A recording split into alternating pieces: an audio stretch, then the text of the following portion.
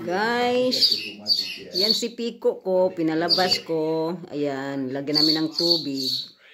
Nagsunbathing siya, ayan. Ganyan ang itsura niya, nagsunbathing siya. Oh. Ayan, oh. Inaano niya yung pakpak niya, ano, naligo siya, no? May kunting tubig doon. Ayan. Kasi nagalaw-galaw ko yung cellphone kasi tiningnan ko si Mio, baka naman anuhin niya, no? Tulog si Mio pero baka magising siya. Ayan, oh. Ayan yan si Pico ko. Ayan, oh. Ano siya, no? Dito lang ako sa gilid kasi ano, yung araw ba hindi makita. Oo, ayan, oh. O, tingnan natin si Pico sa malapit. Ayan. Ayan siya. Ayan.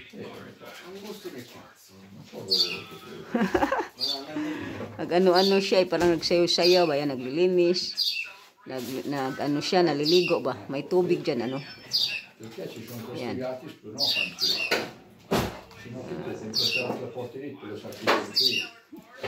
Inaano niya yung pakpak niya. Binababa niya ba? Ayan, oh. Ayan, binababa niya. Nagsunbathing siya, no? Ayan, oh. Kasi may araw nga, no? May araw dyan. Ayan, nagsunbathing siya. Ayan, oh. Ayan, oh. Ayan si Pico ko. Yung matanda na. 10 years old na ito. Pinalabas namin. Noon sanay siya sa pinalabas ko noon, no? Ngayon, ano, hindi na, no? Pero ayan, ano siya, kontento siya na pinalabas, no? Kahapon, nag-umpisa si Busing, pinapalabas pa. Ayan. Ayan, oy, ang pakpak niya ba? Inaano niya. Nakakatuwa. Ayan, oh. Nakakatuwa si Pico. Ito yung si Pico ko. Yan yung si Pico, ayan. Hindi masyadong makita sa ano, no? Kasi may araw nga. Kontro ng ano, ilaw. Kaya ganito na lang ang gawin ko. Dito siya. Dito ako sa gilid. Medyo makita siya, yan. So yung pakpak niya, ganun ang, parang ano, tagilid ba? Tagilid. Nakakatuwa, ayan, oh.